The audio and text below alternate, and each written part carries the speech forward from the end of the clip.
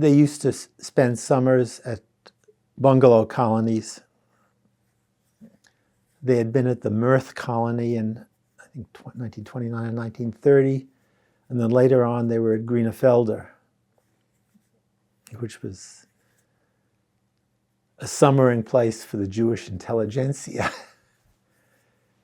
And I spent at least parts of 3 summers there in 1942, 43, and 44. I think 43, I was probably there the whole summer. What do you remember of it? Can you describe it for people who don't know what it is?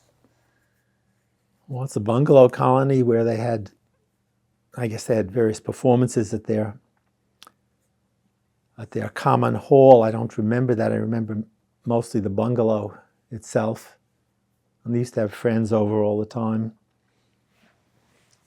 And in the summer of 43, when my family was about to move in New York, my father was in New York managing things there, and the rest of the family was at Greenefelder.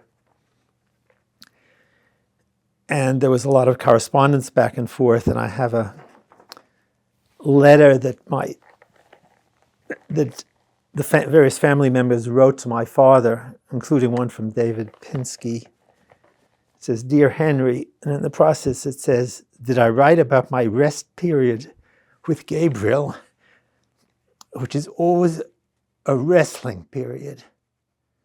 In fact, I am his only playmate, and we carry on in spite of the tumultuous protests of the women. Verily, it is nice to have the boy around." I remember a constant stream of visitors and friends, and I don't remember him being strict at all. I always thought of my grandmother as kind of being stern and not a bundle of fun. But he was much more lighthearted. I can't remember him ever scolding me.